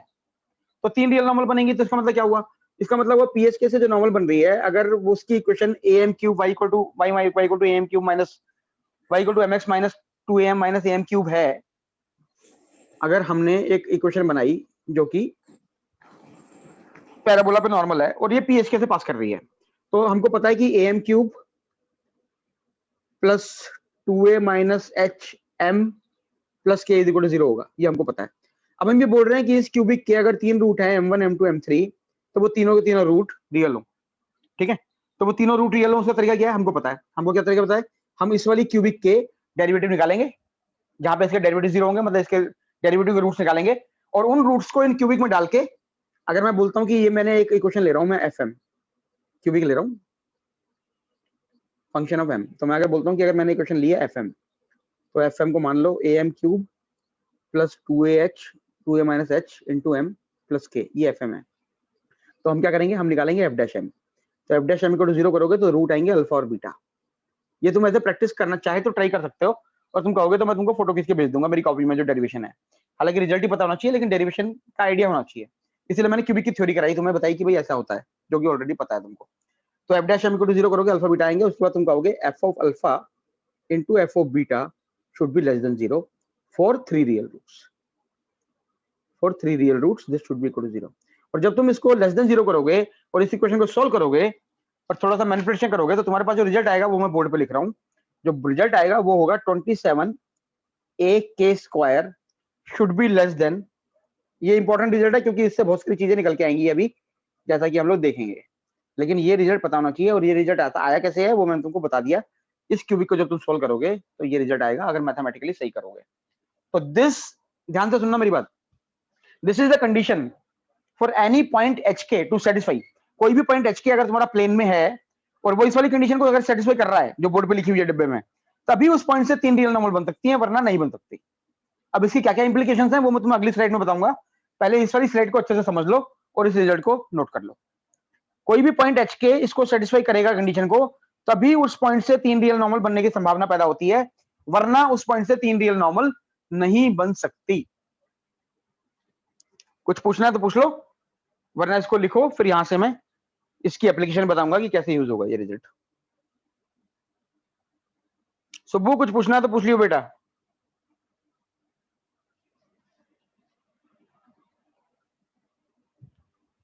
सुब्बू चला गया मुझे लग रहा है। ऋषभ बच गया। Rishabh yes sir. तेरे को क्लियर है ये वाला रिजल्ट? यस सर क्लियर है। ठीक है, सुब्बू भी आ गया वापस। सुब्बू ये रिजल्ट क्लियर है बेटा? तू डिस्कनेक्ट हो गया था अभी। यस सर, अब वो एक्चुअली सर नेट डिस्कनेक्ट हो गया था। हाँ कोई बात नहीं, ये वाला रिजल्ट क्लियर है ना? Yes sir. ठीक है, अब इसमें क्या होगा, एक चीज ध्यान रखना जो मैं बोल रहा हूं अभी, कि कोई भी पॉइंट एच के अगर प्लेन में है तो वो इस वाली कंडीशन को सेटिस्फाई करेगा। अगर वो इसको सेटिस्फाई करता है तभी 3 रियल नॉर्मल बनेंगी, वरना 3 रियल नॉर्मल उस पॉइंट से नहीं बनेगी। जैसा कि मैं अभी तुम्हें प्रूव करके दिखा रहा हूँ। ये चीज ये इंपॉर्टेंट है जो मैं करा रहा हूँ। ये थोड़ा इसके ऊपर 5-6 क्वेश्चन आए, 5-6 तो नहीं लेकिन 4-5 क्वेश्चन आए हुए हैं एडवांस में इसी कंसेप्ट पे जो हम अभी डिस्कस कर रहे हैं, तो ध्यान से देख लेना इसको एक बार। सपोज करो ये पैराबोला है, अब इसको y square equal to 4x मान लो फॉर द टाइमिंग। इसके जो वेरिएशंस होंगे उनको बाद में देख लेते हैं। अब हमने क्या देखा, हमने कहा कि अगर कोई भी पॉइंट पी एच के है प्लेन में, तो पी एच के को ये वाली कंडीशन सेटिस्फाई करनी पड़ेगी अगर उससे 3 रियल नॉर्मल बन रहे हैं। ये किस वाले पैराबोला के कंटेक्स्ट में है? y square equal to 4x के कंटेक्स्ट में ये बना था। क्यूब आया था शायद, क्यूब लिखवाया मैंने, क्यूब लिखवाया था ना, चेक कर लेना, क्यूब लिखा होगा, क्यूब होता है ये वाला, आरएचएस पे क्यूब है। नाउ यस सर, क्यूब लिखवाया। अब देखो पी एच के पॉइंट है और आरएचएस में क्या है? आरएचएस में h-2 है और एलएचएस में क्या है? 27 a के स्क्वायर। बच्चों a हमेशा पॉजिटिव होता है, k स्क्वायर पॉजिटिव होगा, इसका मतलब है 27 a के square will always be positive. इसका मतलब हुआ अब ये जो पॉजिटिव है एलएचएस 27 a के square should be less than this RHS. अब आरएचएस को पॉजिटिव होने के लिए क्या जरूरी है? h should be greater than 2a, only then RHS will be positive. इसका मतलब हो गया, बहुत इंपॉर्टेंट रिजल्ट है बच्चों ये। इसका मतलब है y square equal to 4x का अगर पैराबोला है तो इसमें यहाँ पे फोकस आता है s a,0 और यहाँ पे एक लाइन बनेगी ऐसे करके। ये लाइन है तुम्हारी x is equal to 2a की, क्योंकि h जो है, h का मतलब क्या होता है? h is nothing but x coordinate. तो यहाँ पे एक लाइन बनाई मैंने x is equal to 2a की। तो ये जो जोन आया, ये वाला जोन, ये वाला जोन, इस जोन में जितने भी पॉइंट होंगे इन सब पॉइंट के लिए, let's say this is zone 2 and this is zone 1, तो all the points in zone 2, ध्यान से अगर तुम देखो तो जोन 2 में जितने भी पॉइंट हैं उन सब के लिए h 2a से बड़ा है। इसका मतलब है अगर तुमको 3 रियल नॉर्मल बनानी है तो वो पॉइंट तुम्हारा जोन 2 में ही लाई कर सकता है। जोन 1 में जितने भी पॉइंट होंगे वहां से 3 नॉर्मल नहीं बन सकती। लेकिन एक छोटा सा पॉइंट है, उसे ध्यान रखिएगा, जोन 2 में जितने भी पॉइंट हैं वहां से ही 3 रियल नॉर्मल बनेंगी। लेकिन इसका मतलब ये नहीं है कि जोन 2 में जितने पॉइंट है वहां सबसे 3 रियल नॉर्मल बन जाएंगी। किसी भी पॉइंट से 3 रियल नॉर्मल बनने के लिए ये कंडीशन सेटिस्फाई होनी जरूरी है। तो ये कंडीशन वैलिड रहे इसके लिए वो पॉइंट जोन 2 में होना चाहिए, क्योंकि तभी ये चीज पॉजिटिव रहेगी, h-2 है। तो जितने भी पॉइंट जोन 2 में है इस जोन में, उनमें से वो पॉइंट जो इसको सेटिस्फाई करेंगे, इसको, सिर्फ उन्हीं पॉइंट से 3 रियल नॉर्मल बनेंगी, बाकियों से नहीं बनेंगी। इसका मतलब है y square is equal to 4x। ये वाला क्वेश्चन आईआईटी में बहुत बार आया है। इसका मतलब है y square is equal to 4x अगर एक पैराबोला है और इस पैराबोला की एक्सिस पे कोई पॉइंट है c, 0, तो c को h should be greater than 2a। देखो h should be greater than 2a, that means c should be greater than 2a if 3 real normals are to be drawn. तो axis के सिर्फ उसी point से आप 3 real normal बना सकते हो जिसका कोऑर्डिनेट 2a से ज्यादा है। याद रहेगा ये चीज? कोई पूछना है तो पूछ लो, इंपॉर्टेंट है। यस ठीक है। और इसमें एक और चीज है, ये सिर्फ y square equal to 4x के लिए वैलिड नहीं है, ये जनरल पैराबोला किसी के लिए वैलिड है। इसका मतलब हुआ कि सपोज करो, ये फिगर बना रहा हूं मैं, सपोज करो ऐसे करके एक पैराबोला है कहीं पे भी प्लेन में। सर इसका मतलब ये हुआ कि जोन 2 के सारे पॉइंट्स नहीं, मतलब ये कहना गलत होगा कि सारे पॉइंट्स ना ना ना ना ना ना, मैं वही बोल रहा हूँ, जोन 2 के सारे पॉइंट से नहीं बनेगा, जोन 2 के उन पॉइंट से बनेगा जो इस वाली कंडीशन को सेटिस्फाई करेंगे, 27 a के स्क्वायर वाली को। फॉर एग्जांपल तू ऐसा सोच कि तूने ऐसे करके पैराबोला है, और यहाँ पे जोन 2 है, यहाँ पे ये जोन 2 का एरिया हो गया। यहाँ पे एक पॉइंट ले ले, ठीक है। अब इस पॉइंट का वाई कोऑर्डिनेट देखेगा तो बहुत ज्यादा है के। अब वाई कोऑर्डिनेट अगर बहुत ज्यादा होगा तो ये पॉइंट बहुत ज्यादा हो जाएगा 27 एक स्क्वायर, तो ये पॉइंट इसको सेटिस्फाई नहीं करेगा ना, क्योंकि ये बहुत ज्यादा हो जाएगा तो इससे छोटा नहीं हो पाएगा, तो सेटिस्फाई नहीं करेगा। तो इसलिए अच्छा। जोन 2 के सिर्फ वो पॉइंट जो इस वाले डिब्बे की इक्वेशन को सेटिस्फाई करेंगे, इनइक्वालिटी को, सिर्फ वहीं से 3 रियल नंबर बनेंगी, बाकियों से 1 या 2 बनेंगी डिपेंडिंग ऑन कैसा पॉइंट है वो। ठीक है, समझ गया। ठीक है। दूसरी चीज, सपोज करो ये पैराबोला है हमारे पास, मतलब कोई भी जनरल पैराबोला है, ये मान लो पैराबोला, ऐसे करके बना दिया मैंने। तो इस पैराबोला के लिए भी ये कंडीशन वैलिड रहेगी। क्या कंडीशन वैलिड रहेगी? कि इसकी एक्सिस पे अगर ये डिस्टेंस यहां से यहां तक सपोज करो लैम्डा है इसका फोकस, इसके फोकस का डिस्टेंस वर्टेक्स से लैम्डा है मान लो, तो फोकस से एक डिस्टेंस और लो आगे लैम्डा, तो मतलब वर्टेक्स से कम 2 लैम्डा के डिस्टेंस से आगे अगर तुम पॉइंट लोगे, ये 2 लैम्डा ले लिया मैंने, तो 2 लैम्डा से आगे जो पॉइंट होंगे यहाँ पे, ये जोन 2 होगी इसकी। तो इन जोन 2 में जितने पॉइंट होंगे वहां से पॉसिबिलिटी एग्जिस्ट करेगी 3 रियल नंबर की, वरना नहीं करेगी। समझ में आ गया? Yes sir. Yes sir. ठीक है, ठीक है। मैं ये वाला कंसेप्ट करा के अभी मैं 4-5 क्वेश्चन लिखूंगा, स्क्रीन पे लिख दूंगा, आईआईटी के क्वेश्चन है प्रीवियस ईयर के, वो नॉर्मल के कंसेप्ट पे ही है, 5-6 क्वेश्चन, तो वो सारे क्वेश्चन तुम ट्राई कर लेना। और अगली क्लास में जब भी लूंगा तो मैं लूंगा तुम्हारी एलिप्स की थ्योरी कराऊंगा, तो एक बार पैराबोला की थ्योरी रिवाइज करके सारी देख लेना। अभी कुछ कंसेप्ट बचे हैं वो कराऊंगा मैं, लेकिन ये जो कंसेप्ट इस समय बोर्ड पे है ये सबसे इंपॉर्टेंट है और थोड़ा मुश्किल भी है समझना। तो ये अगर तुम्हें क्लियर है तो मैं आगे बढ़ूं यहां से। चलूं? Yes sir. Yes sir. ठीक है। सबसे पहली चीज, सबसे पहले लिख रहा हूं मैं, तुम लोग इसको नोट कर लो, ये इंपॉर्टेंट है, ये सारे क्वेश्चन तुम ट्राई कर लेना, क्योंकि ये सारे क्वेश्चन तुम्हें दिखाई देंगे इसके नॉर्मल से रिलेटेड कंसेप्ट के जो हम इसमें कर रहे हैं। मैं लिख रहा हूँ, कोई भी डाउट होगा किसी क्वेश्चन में मुझसे पूछ लेना। 1981 4 मार्क्स, एडवांस क्या सारे सब्जेक्टिव, ये सारे नॉर्मल से रिलेटेड होंगे। 1984 4 मार्क्स किताब में दिख जाएंगे तुम्हें। आईआईटी 1991 4 मार्क्स सब्जेक्टिव क्वेश्चंस हैं नॉर्मल के। 2003 4 marks. IIT 2009 objective 2 multiple choice. और आईआईटी 2011 ऑब्जेक्टिव 2। तो ये क्वेश्चंस ट्राई कर लेना। ये सारे 5-6 क्वेश्चन जो है नॉर्मल की थ्योरी से रिलेटेड है, जो हमने अभी भी किया है। इसमें किसी भी क्वेश्चन में कोई डाउट आता है तो मुझसे डिस्कस कर लेना एक बार। ठीक है सर। ठीक है, ऋषभ कर लिया नोट? Yes sir. ठीक है। अब मैं तुम्हें नॉर्मल से रिलेटेड कुछ और कंसेप्ट की थ्योरी एक बार ब्रीफली डिस्कस कर लेता हूँ। At point h, k region 3 should satisfy above condition for the normal. ठीक है, देखो एग्जांपल देता हूँ। जैसे कोई कहता है कि भाई ऐसे पॉइंट का लोकस निकालो, वाई स्क्वायर, एग्जांपल दे रहा हूँ सिर्फ समझाने के लिए। जैसे कोई तुम्हें क्वेश्चन कहता है कि भाई Y square equal to 4ax एक पैराबोला है। अरे यार क्या हो रहा है? कहता है कि y square equal to 4ax एक पैराबोला है, और उस पैराबोला के ऐसे पॉइंट का लोकस निकालो PHK का,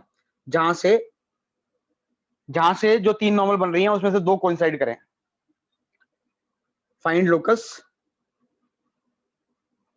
if 2 of the 3 normals coincide। 2 of the 3 normals coincide क्या मतलब हुआ? कि 2 रियल नॉर्मल बनेंगी। तो 2 तरीके हैं करने के।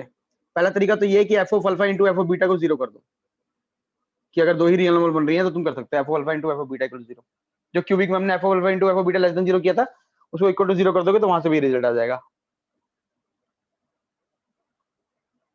दूसरा तरीका, अगर इस पॉइंट से पीएचके से 3 रियल नंबर बन रही हैं, पीएचके से अगर नॉर्मल बन रही है तो पीएचके का किसको सेटिस्फाई करेगा? इसको सेटिस्फाई करेगा। ये तो हमको ऑलरेडी पता है। अब हमको ये भी पता है कि m1 plus m2 plus m3 is equal to 0। m1 m2 plus, question करा रहा हूँ जानबूझ के एक, ताकि थोड़ा सा एप्लीकेशन क्लियर हो जाए। m1 m2 m2 is equal to minus plus minus plus 2a minus h by a and m1 m2 m3 is equal to minus k by, ये तो हमको पता ही है ऑलरेडी। अब तुमको वो क्वेश्चन में क्या दे रहा है, देखो इस टाइप के क्वेश्चन में जो होते हैं क्यूबिक से रिलेटेड, मतलब नॉर्मल से रिलेटेड, उसमें क्या होता है, हमारे पास 3 वेरिएबल है m1 m2 m3। अब 3 वेरिएबल को एलिमिनेट करने के लिए हमको 4 कंडीशन चाहिए होती हैं। तो 3 कंडीशन तो यहीं से मिली हुई है हमको कंसेप्ट से, और एक कंडीशन जो होती है वो क्वेश्चन में देता है। जैसे इस क्वेश्चन में उसने कंडीशन दे दी, क्या कंडीशन दे दी, m1 = m2। तो इस कंडीशन को यूज करके अब हमारे पास 4 कंडीशन हो गई m1 m2 m3 में। तो 4 कंडीशन को यूज करके हम 3 m1 m2 m3 को एलिमिनेट कर सकते हैं। अगर मेरे को 3 वेरिएबल एलिमिनेट करना है तो मुझे 4 इक्वेशन चाहिए ना, तो चौथी इक्वेशन हमेशा क्वेश्चन में मिलेगी।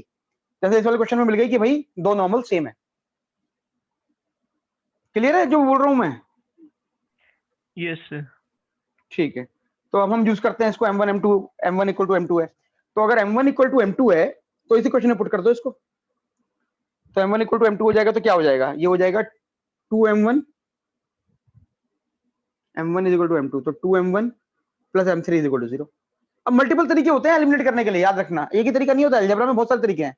जैसे इस केस में सिंपल सा तरीका दिख रहा है, क्या दिख रहा है, 2m1 = m3 आ गया, तो m3 = -2m1 हो गया। अब इसको उठा के यहां रख दो इस वाली इक्वेशन में, तो m1 m2 भी m1 है, तो ये हो जाएगा m1² × -2m1 = -k/a। तो यहां से क्या आ गया, यहां से आ गया m1 = k/2a⁻1/3। अब इसको उठा के, ये बहुत इंपॉर्टेंट कंसेप्ट है और ये काफी यूज होता है आईआईटी के क्वेश्चंस में, कि एक बार तुमने रूट की वैल्यू निकाल ली तो तुमको पता है कि m1 जो है इसको सेटिस्फाई करेगा, m1 विल सेटिस्फाई दिस, तो सीधा m1 को उठा के इसमें डाल दो, तुम्हारा लोकस आ जाएगा। तो ये एक एग्जांपल है जिस तरीके से इस टाइप के क्वेश्चंस को सॉल्व किया जाता है। और ये बहुत स्टैंडर्ड अप्रोच है आईआईटी के क्वेश्चंस में, कि जो भी आपका रूट है उसको वापस आप इक्वेशन में डाल दो। ये क्वाड्रेटिक क्वेश्चन में भी यूज होता है कहीं, और बाकी जगह भी यूज होता है। तो एग्जांपल दिया मैंने तुम्हें एक करने का, एक क्वेश्चन, कि अगर वो बोलता है कि 3 में से 2 नॉर्मल सेम है तो तुम ऐसे करके सॉल्व कर सकते हो। F alpha into f beta equal 0 कर दोगे, वहां से भी आ जाएगा, सेम रिजल्ट आएगा।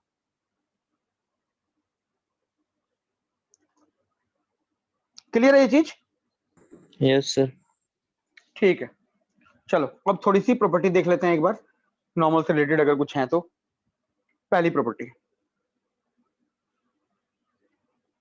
सेंट्रॉइड। अब अगर तुम ध्यान से सोचो तो जो 3 कोनॉर्मल पॉइंट थे जो भी हमने पढ़े हैं m1 m2 m3 वाले, तो कोनॉर्मल पॉइंट का y कोऑर्डिनेट का सम तो 0 होगा, ये तो हमको ऑलरेडी पता है कि -2am1 + -2am2 -2am3 का सम 0 हो गया। अब किसी भी 3 पॉइंट अगर हैं ट्रायंगल के, तो सेंट्रोइड क्या होता है, सेंट्रोइड होता है समेशन xi/3 और समेशन yi/3।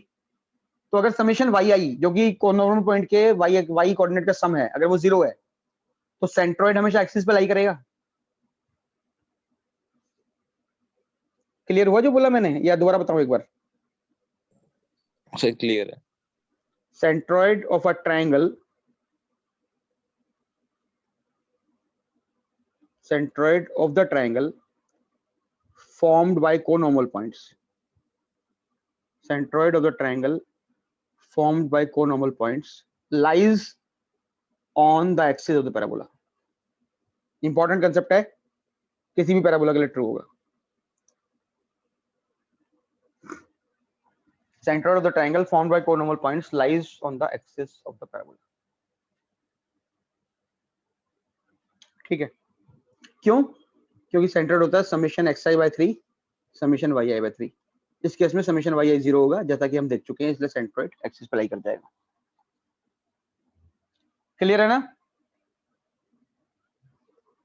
Yes sir.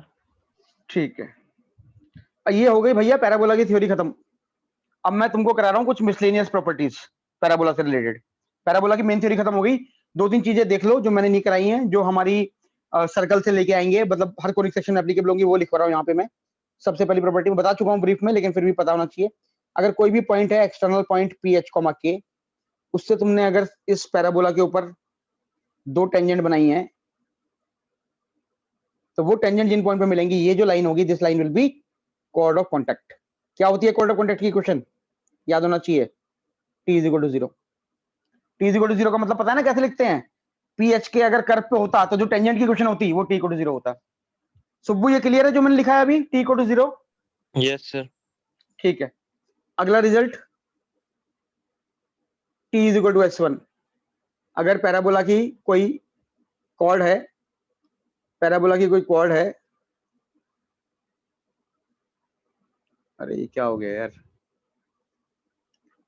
अगर पैराबोला की कोई कॉर्ड है जिसका मिड पॉइंट हमको पता है, तो उस मिड पॉइंट की इक्वेशन क्या होगी? t is equal to s1, mid point is known, तो t is equal to s1 अगर मिड पॉइंट पता है। s1 कैसे लिखेंगे? सपोज करो ये पॉइंट जो है ये x1 y1 है, मान लो, एग्जांपल दे रहा हूँ सिर्फ, और पैराबोला मान लो y square equal to 4x है, तो t इक्वल टू s1 का क्या मतलब हो गया इस केस में? t इक्वल टू s1 हो जाएगा, t क्या होगा? t होगा y1 minus 2a x plus x1। समझाने के लिए लिख रहा हूँ ताकि क्लैरिटी आ जाए कि हाँ यही होगा। और s1 कितना होगा? s1 होगा y1 square minus 4a x1। Clear है ना भाई? Yes sir. यस तो ये sir. t is equal to s1 आ जाएगी इस कॉर्ड की इक्वेशन जिसका मिड पॉइंट तुमको पता है। और सिमिलरली जो तीसरी इक्वेशन है ss1 equal to t square, अगर किसी एक्सटर्नल पॉइंट से तुम पेयर ऑफ टेंजेंट निकालना चाहते हो तो उस पेयर ऑफ टेंजेंट की कंबाइंड इक्वेशन है ss1 equal to t square. तो ये तीनों रिजल्ट जो हैं ये स्टैंडर्ड रिजल्ट्स हैं जो हर कोनिक में एप्लीकेबल होंगे। सर्कल में हम इनके डेरिवेशन देख चुके हैं, तो वैसे के वैसे ये रिजल्ट यहाँ पे भी एप्लीकेबल होंगे पैराबोला वगैरह में। ss1 equal to t square combined equation of tangent देगा तुम्हें। कंबाइंड इक्वेशन ऑफ टेंजेंट का मतलब है पेयर ऑफ स्ट्रेट लाइन की इक्वेशन मिलेगी। अगर वो pair of straight line perpendicular होती है तो a प्लस b 0 हो जाता है, वहां से लोकस आता है डायरेक्ट्रिक्स का। तो ये सारे रिजल्ट तुम कंपेयर कर सकते हो, कंबाइन कर सकते हो। हटा रहा हूं मैं इस वाली स्लाइड को, चलूं आगे। Yes sir. अब दो तीन चीजें और हैं जो जनरल प्रॉपर्टीज हैं। ये जो मैंने तीनों प्रॉपर्टी कराई हैं ये तो स्टैंडर्ड कोनिक सेक्शन में हर जगह एप्लीकेबल है। एक दो प्रॉपर्टी और करा रहा हूं जो पैराबोला के स्पेसिफिक हैं। पहली प्रॉपर्टी वैसे तुम्हें किताबों में दिख जाएंगी, लेकिन जो इंपॉर्टेंट है वो मेंशन कर रहा हूं मैं। सब कुछ मेंशन नहीं कर रहा हूं, इंपॉर्टेंट चीज मेंशन कर रहा हूं। सर्कल तो ये थ्रू, मिसलेनियस वाले हैं। हाँ ये मिसलेनियस है। Now the miscellaneous property starts. Circle through 3 conormal points, अगर 3 कोनॉर्मल पॉइंट पे तुम सर्कल पास करोगे, will always pass through focus, पहला नहीं, will always pass through vertex। circle through 3 conormal points will also pass through, will always pass through vertex। कैसे prove करोगे बता देता हूँ, छोटा सा एग्जांपल है। मान लो सर्कल है x square plus y square plus 2gx plus 2fy plus c is equal to 0। मान लो ये सर्कल है। अब ये जो सर्कल है ये कहां से पास कर रहा है? 3 कोनॉर्मल पॉइंट से। तो लेट्स से तीनों कोनॉर्मल पॉइंट हैं a mi square comma minus 2a mi where i goes to 1 2 3। मान लो ये तीनों को नॉर्मल पॉइंट से पास कर रहा है। समझ गए?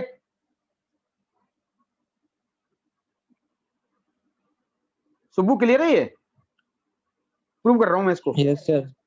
हाँ प्रूव कर रहा हूं। तो मैं कह रहा हूं कि एक सर्कल है जो 3 को नॉर्मल पॉइंट से पास कर रहा है। तो मान लो am1 square comma minus 2am1 and उसी तरह m2 और m3 में 3 को नॉर्मल पॉइंट है। और सर्कल की क्वेश्चन ये ले ली मैंने।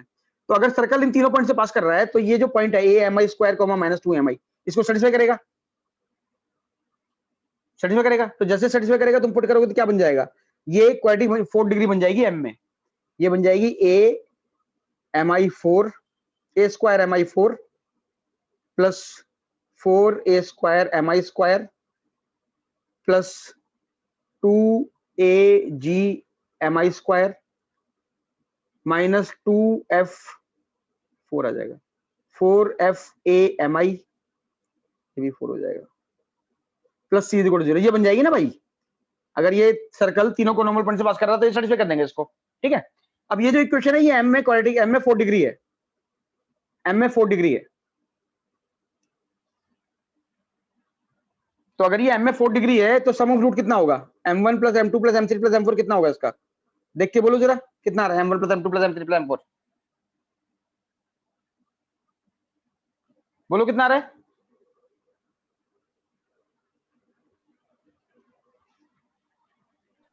अरे ऋषभ, शुभू बोलो कितना है? तुम्हें समझ में आ रहा है मैं क्या कर रहा हूँ? कंफ्यूजन तो नहीं है? Minus 4a square by a ओए स्क्वायर। ध्यान से बोल। m क्यूब की टर्म 0 है, उसके अंदर 0 आएगा। अच्छा m क्यूब 0 है यहाँ पे, m क्यूब है ही ठीक है, नहीं। तो ये 0 हो गया। अब तुमको ये पता है कि m1 m2 m3 जो है वो कोनॉर्मल पॉइंट्स के कोऑर्डिनेट हैं। तो m1 plus m2 plus m3 तुम्हें ऑलरेडी पता है 0 होता है। तो इसका मतलब क्या हुआ? m4 is equal to 0। और m4 इज इक्वल टू 0 का मतलब क्या पॉइंट हो गया? वर्टेक्स। तो छोटा सा प्रूफ है इसलिए मैंने करा दिया यहाँ पे कि अगर किसी भी 3 कोनॉर्मल पॉइंट से कोई सर्कल पास कर रहा है तो वो सर्कल पक्का से पक्का वर्टेक्स से भी पास करेगा। ये कंसेप्ट है बस, और कुछ नहीं।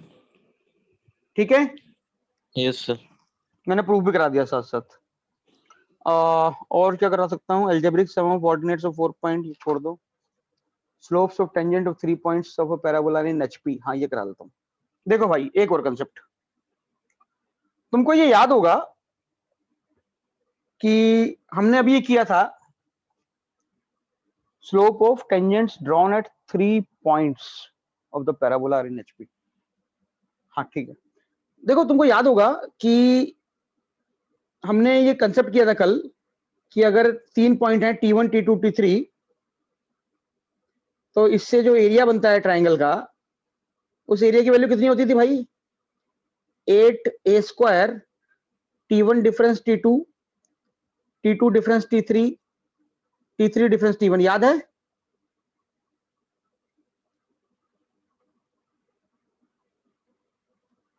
ये रिजल्ट याद होगा तुम लोगों को? ये एरिया की वैल्यू आती थी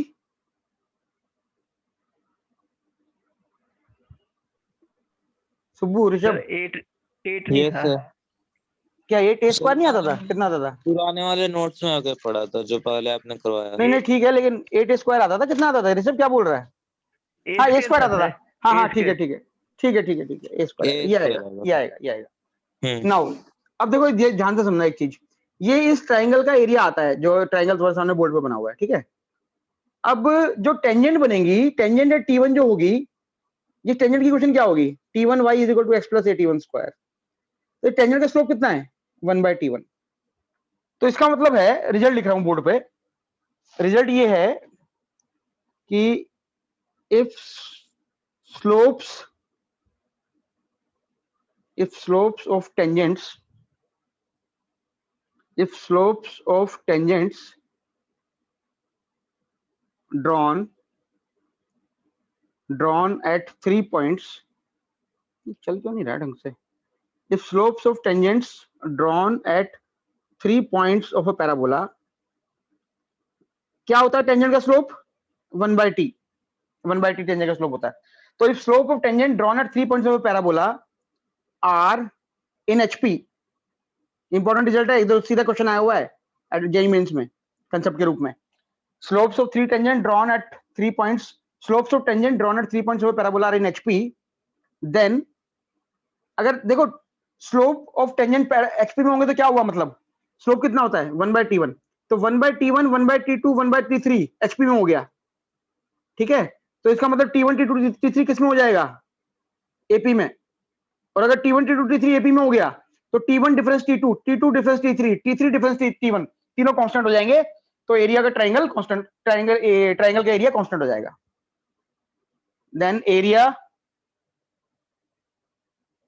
then area of the triangle,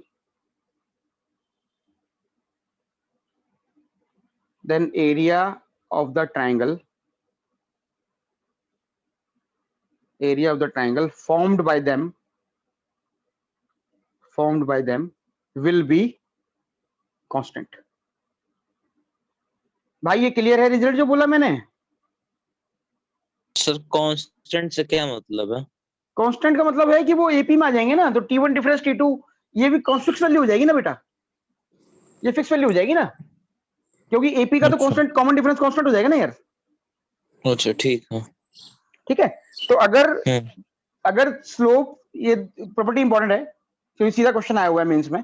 if slopes of tangent drawn at 3 points of a parabola are in HP, then area of the triangle formed by them will be constant, will be of constant area, basically area constant हो जाएगा, मतलब constant area का triangle बनेगा।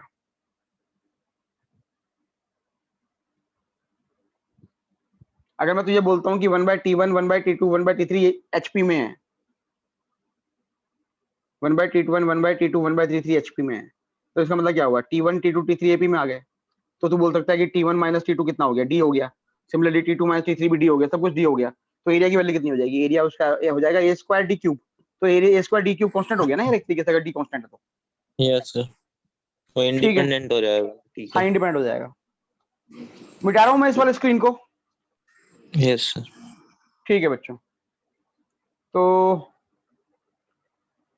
Miscellaneous properties, हाँ एक property और बच गई भाई, ये भी करा लेता हूँ, ये भी इंपॉर्टेंट है यार, ये तो यूज होगी आगे जाके। एक लास्ट प्रॉपर्टी करा रहा हूँ। ये प्रॉपर्टी ये है कि tangent at any point P bisect the angle between the focal chord through P and perpendicular from P to the directrix and perpendicular from P to the directrix. ठीक है, देखो एक प्रॉपर्टी और लिखवा रहा हूँ लास्ट, ये भी थोड़ी सी इंपॉर्टेंट है क्योंकि एक दो क्वेश्चन में यूज हो सकती है। ये अच्छे से चल नहीं रहा आज पेन, पता नहीं क्यों। टेंजेंट्स, लास्ट प्रॉपर्टी है बच्चों, tangent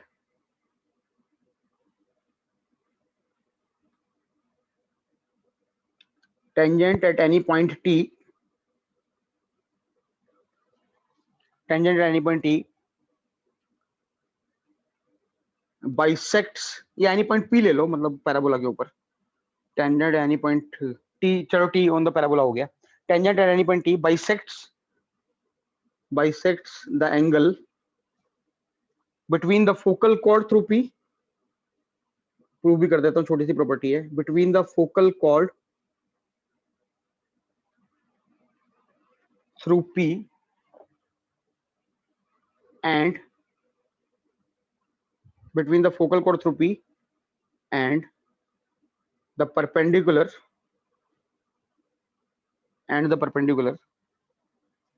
from P to the directrix, from P to the directrix। ये प्रॉपर्टी ये कह रही है कि अगर कोई भी पॉइंट है तुम्हारे पास, यार टी की जगह पी होना पड़ेगा, मैंने नीचे पी लिखा हुआ है, ऊपर टी लिख दिया गलती से। ये प्रॉपर्टी ये कह रही है कि कोई भी पॉइंट अगर पैराबोला पे पी है सपोज करो, और पी से तुमने अगर एक टेंजेंट ड्रॉ करी है, पी पे हम टेंजेंट ड्रॉ करते हैं, तो ये जो टेंजेंट है, tangent through P, tangent at any point P bisect the angle between the focal chord through P and perpendicular from P to the directrix. तो वो कह रहा है कि अगर यहाँ पे डायरेक्ट्रिक्स है तो तुम पी से अगर परपेंडिकुलर ड्रॉप करते हो डायरेक्ट्रिक्स पे, और यहाँ पे फोकस है और ये फोकल कॉर्ड है, मतलब फोकल रेडियस, तो ये जो लाइन है पीटी, टेंजेंट पीटी, ये पीटी मान लो, तो पीटी बाइसेक्ट्स दिस एंगल। तो बेसिकली क्या बोल रहा है कि वो कह रहा है कि ये जो एंगल है, ये एंगल थीटा और ये एंगल थीटा, ये दोनों एंगल बाइसेक्ट हो जाएंगे, ये बोल रहा है।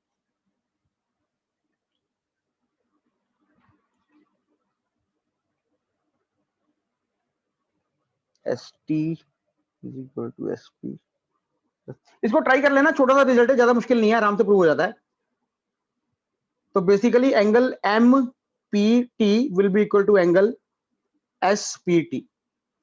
किसी भी पैराबोला में किसी भी पॉइंट पे जो टेंजेंट होगी वो इस वाले एंगल को जो डायरेक्ट्रिक्स पा रहा है और जो फोकस पे बन रहा है उसको बाइसेक्ट करेगी, बस ये कंसेप्ट है। ठीक है, यस सर। ठीक है, तो इसके साथ हमारी थ्योरी खत्म हो जाती है, और मैं इसको यहाँ पे रिकॉर्डिंग रोक रहा हूँ। तो पैराबोला की थ्योरी खत्म हो गई है। तो now what you guys can do is कि तुम लोग इसको रिवाइज कर लेना एक बार थ्योरी को, और उसके बाद प्रीवियस ईयर जेईई मेन के क्वेश्चंस कर लेना, और फिर जेईई वाला से कर लेना। अब तुम कहो तो मैं तुमको कुछ क्वेश्चंस दूं, नहीं तो तुम्हें क्वेश्चंस तो देखो, क्वेश्चंस की कमी तो है नहीं।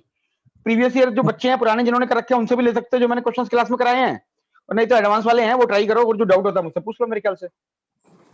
सर जो आपने जो क्वेश्चन अपने जो दिए थे ना, वो हाँ, एक हाँ। बार भेज देना, वो एक बार भेज देना, क्योंकि मैंने नीलेश से मांगा तो उसने भेजे नहीं है अभी तक वहां पे कुछ।